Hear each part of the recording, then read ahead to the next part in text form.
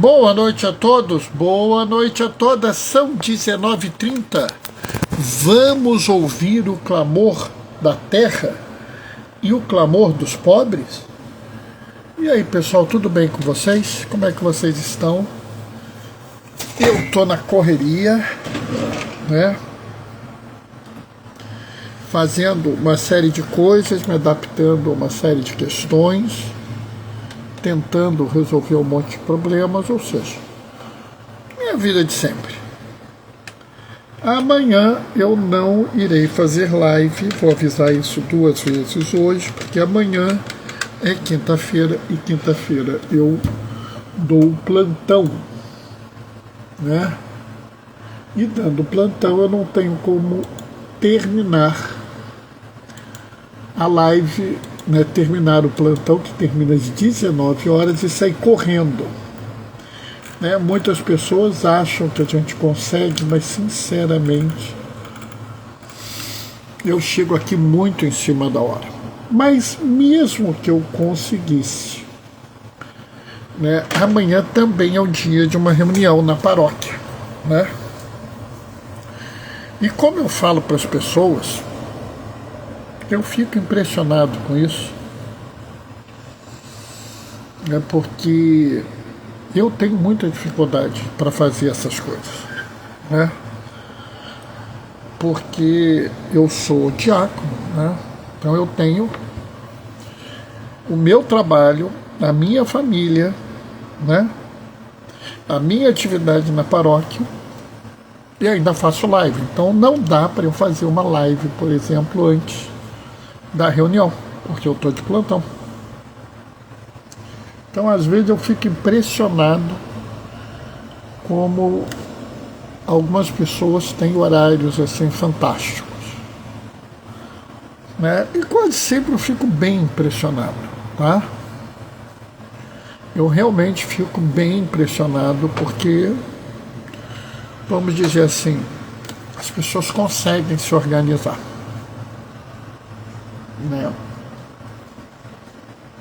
Eu, pessoalmente, não tenho essa facilidade. Oi, Gracinha, boa noite, paz e bem. Oi, Gracinha, beijo. Né, então, né, algumas vezes eu fico mal impressionado também, porque eu fico pensando como é que, o que leva essas pessoas a fazer essas coisas. Esse tanto de live que eu vejo tantas pessoas fazendo, né? E eu fico vendo que é o seguinte, a pessoa faz live, faz réu, faz corte, faz não sei o que, faz não sei o que. Às vezes eu fico achando que tem algumas pessoas que resolveram viver uma religião de YouTube, ou religião de Instagram, ou de sei lá o que. Porque não é possível que essas pessoas façam isso tudo, né? E ainda façam atividade na paróquia. Ei, Mônica querida, forte abraço para vocês, diz a Gracinha. Para vocês também. Vamos começar. O Senhor esteja convosco.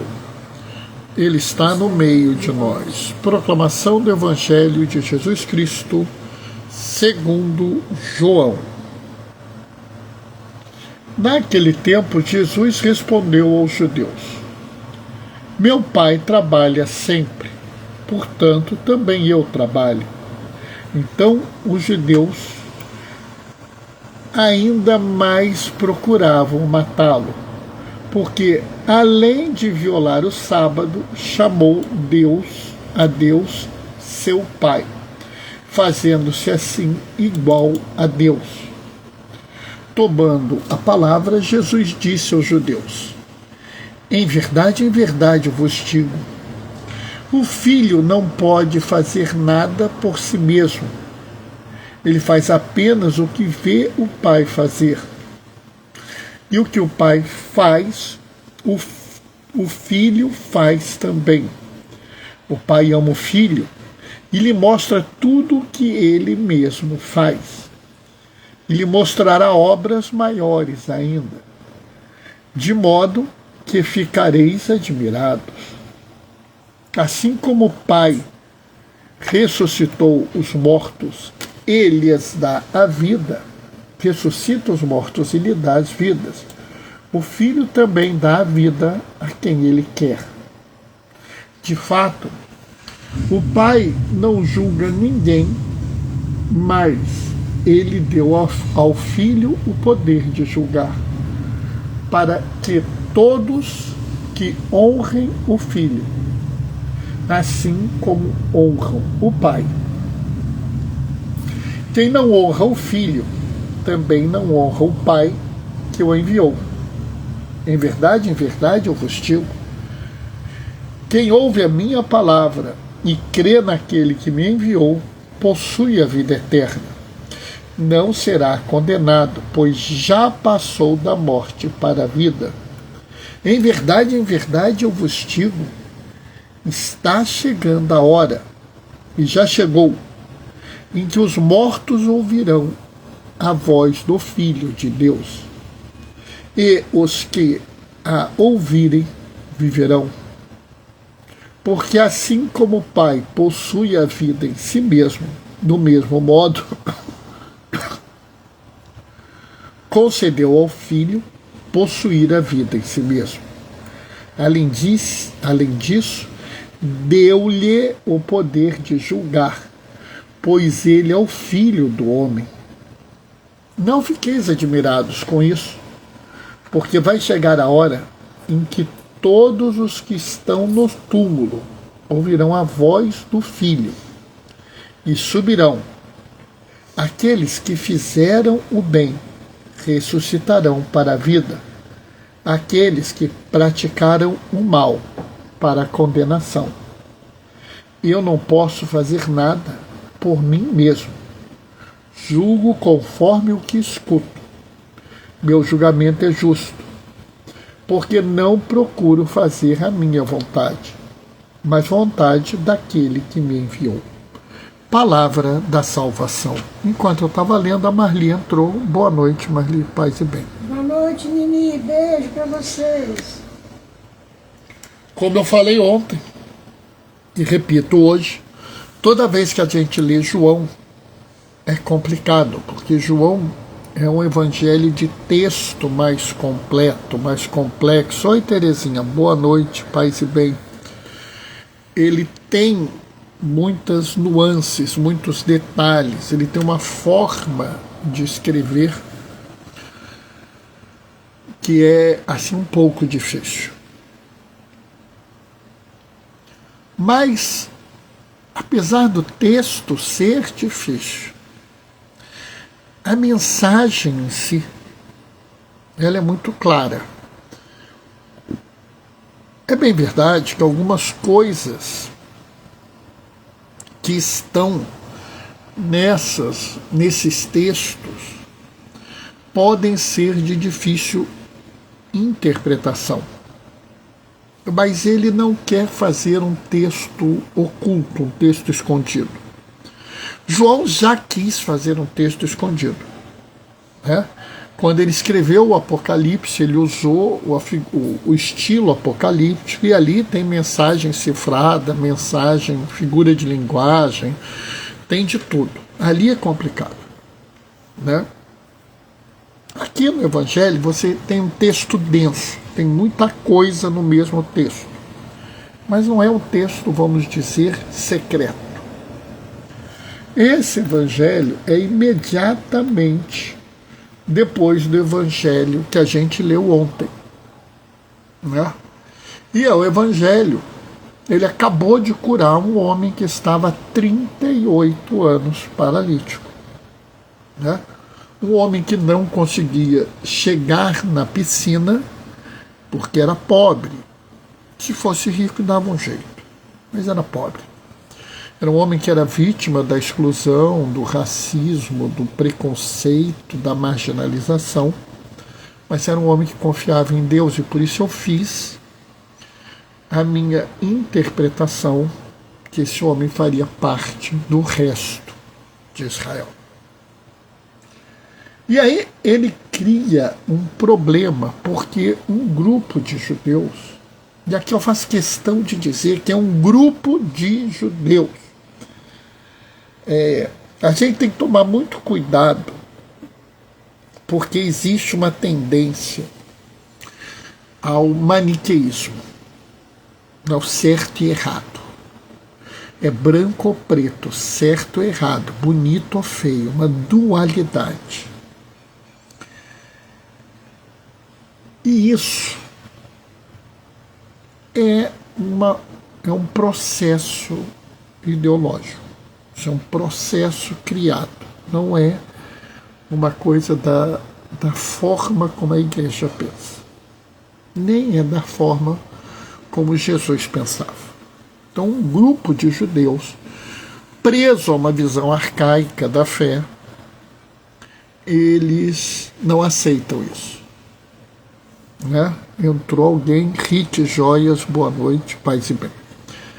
Como assim preso a uma visão antiga da fé?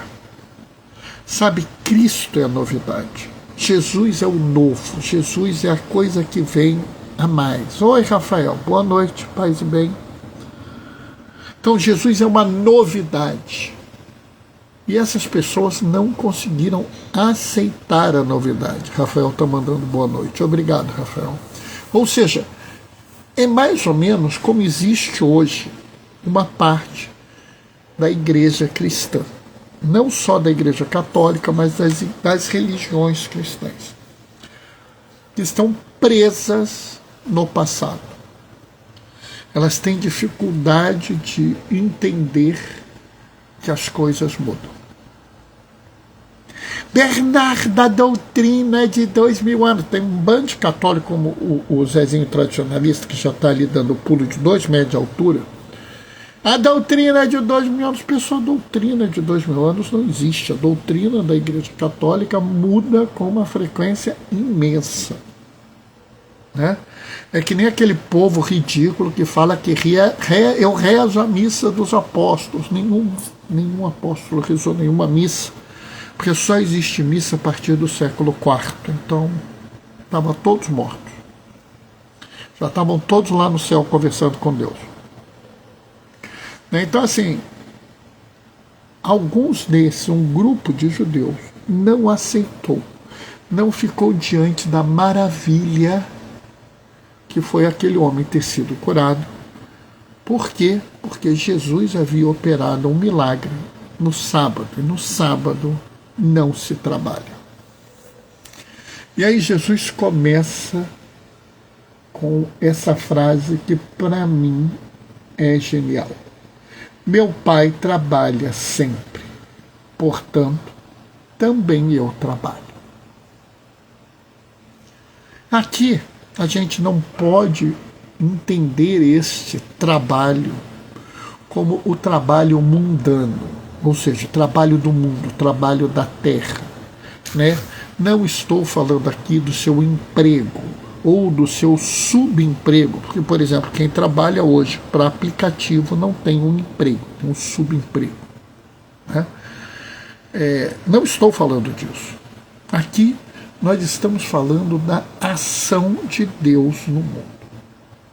Deus está agindo no mundo o tempo todo. Então eu, Jesus, também estou agindo no mundo. E aí a gente vê coisas que são complicadas. Eu e o Mozinho estávamos vendo o episódio de uma série, né, Monte? Agora, Lei e Ordens Vítimas Especiais, né? E a personagem lá estava falando assim, será que Deus erra porque ele mandou eu ter esse bebê, ele me deu esse bebê? Isso é uma visão distorcida da ação de Deus no mundo. Deus não age no mundo como nós agimos. E aqui eu vou fazer depois uma ressalva sobre isso. Ou seja, Deus não está no mundo para decidir se você vai ter emprego ou não, se você vai casar ou não, se você vai ganhar na loteria ou não. Ele não está aqui para isso. Isso é uma visão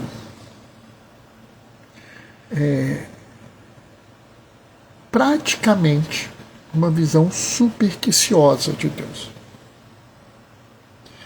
Deus não fica agindo em cada coisa que existe na vida da gente, né? Marta, boa noite, paz e bem. Vou dar um exemplo. Né? Quando eu tive o derrame, algumas pessoas falaram assim: diácono, será que Deus não te deu esse derrame para te testar?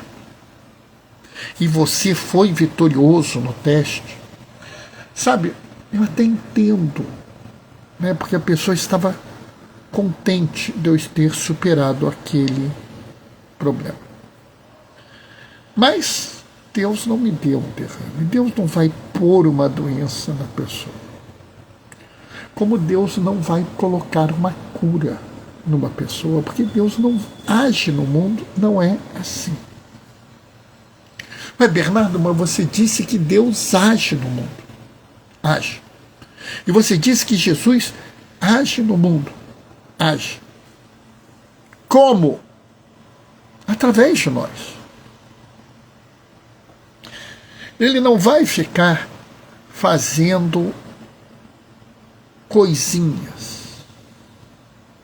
Ele não vai ficar aqui, tá faltando chuva aqui, deixa eu pôr chuva aqui. Não, aqui tem chuva demais, deixa eu tirar a chuva. E esse cara está com saúde há muito tempo, mas é um cara muito ruim, vou dar uma gripezinha para ele. Não. Ele age no mundo através de nós. Através do que ele nos inspira a fazer.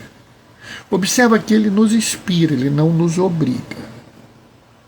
Ou seja, você pode se sentir chamado a fazer uma coisa, se sentir chamada a fazer uma coisa. E você vai decidir se faz ou não faz.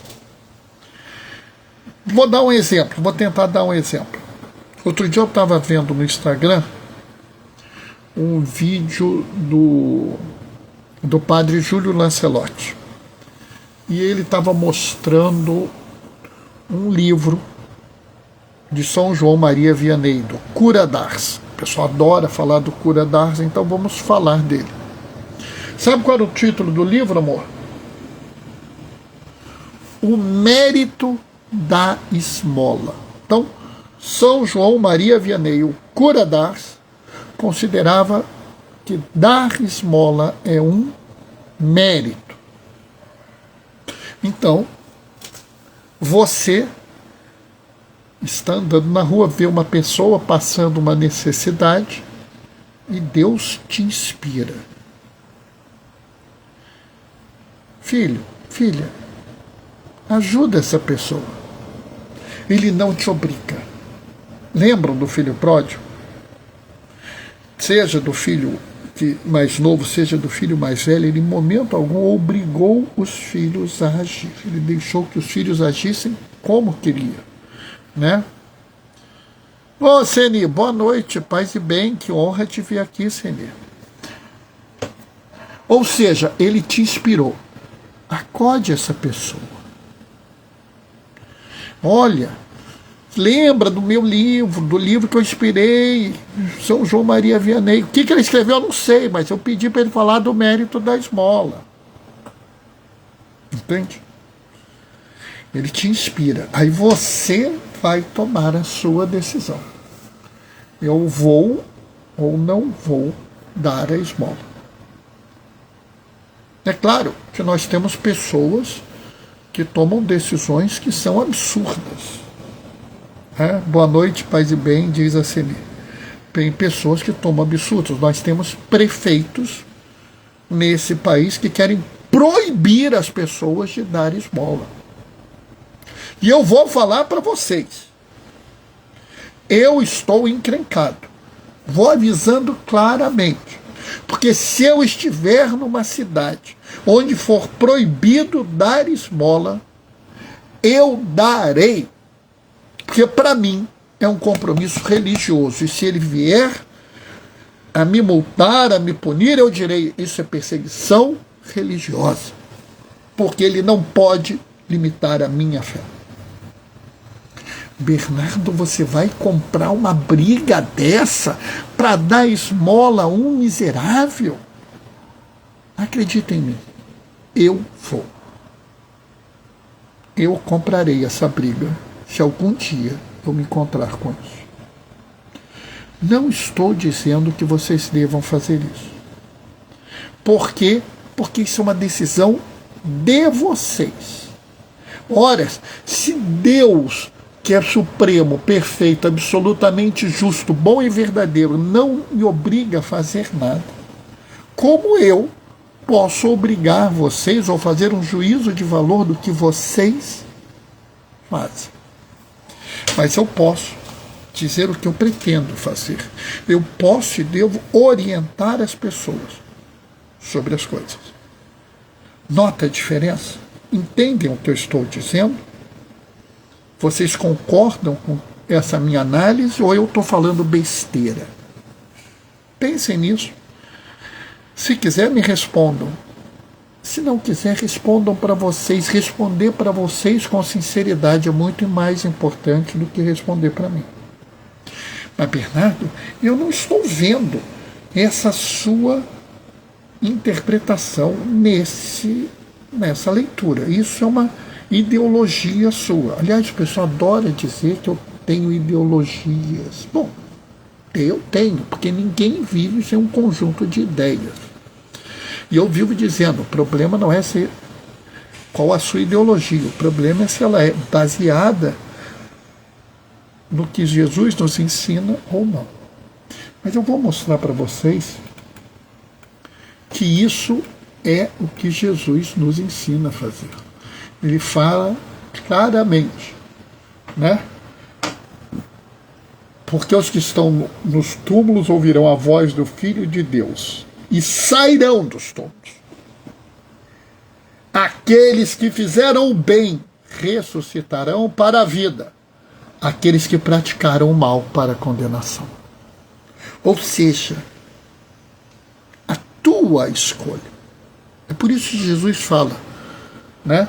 É por isso que ele fala: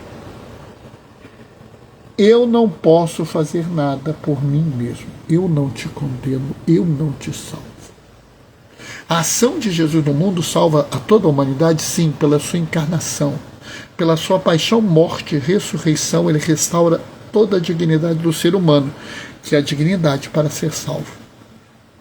Mas, observem bem, quem decide o seu caminho é você. Livre-arbítrio. É o livre-arbítrio. É por isso que nós temos livre-arbítrio. Perfeito, amor. E mais, só você pode fazer isso. É aquela coisa que eu vivo falando. A gente tem que entender. E aqui é muito gozado. Porque toda vez que a gente fala em salvação, começa a ladainha. Não porque isso, não porque aquilo, não porque aquilo outro, porque não sei o quê, porque não sei qual. Mas olha bem, Jesus é claro. Aqueles que fizeram o bem ressuscitarão para a vida. Os que praticaram o mal para a condenação. É muito interessante porque Jesus ele não fala sobre prática religiosa. Ele fala sobre ações no mundo. Praticar o bem. E é por isso que eu digo que Deus trabalha o tempo todo. Oi, Helena, boa noite, paz e bem. Oi, Helena, um beijo, Helena. E Jesus também. Mas eles agem no mundo através de nós, que somos os que seguimos Ele. Nós precisamos trabalhar com Jesus. Agir com Jesus. Através do que Ele nos ensinou. Do que Ele nos chama a fazer. Para que nós possamos superar, vencer tudo que é mal, tudo que é perverso, tudo que é injusto, tudo que degrada o ser humano, tudo que exclui, tudo que marginaliza, toda forma de preconceito. Ou seja, nós precisamos fazer isso. Bernardo, eu não vou conseguir fazer isso tudo. Não. Eu nunca falei você, falei nós. E mais importante do que conseguir ou não conseguir, é o nosso compromisso de seguir em frente nessa jornada. Mesmo que não tenhamos êxito, nós temos um compromisso com Jesus. Amém? 19h57. Hoje eu falei pouquinho. Pouquinho, Bernardo? Porque eu tenho saído até às 8 horas falando, né? Então essa foi a reflexão de hoje. Volto a repetir, amanhã não tem live, porque além de eu estar de plantão, eu tenho a reunião lá na paróquia, para a gente resolver as coisas da Semana Santa, né? Porque a Semana Santa na nossa paróquia é uma atividade, né? Para vocês terem uma ideia, a gente tem 6 procissões de ramos e 4 exaltações da Santa Cruz. Então é um negócio assim impressionante, né? Bom, vou terminar deixando a minha bênção. O Senhor esteja convosco, Ele está no meio de nós.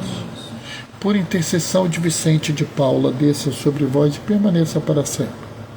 A bênção do Deus Todo-Poderoso no amor, aquele que é Pai, Filho e Espírito Santo. Sexta-feira a gente se vê às 19h30. Até lá. Beijos e bênçãos. Tchau, tchau, pessoal.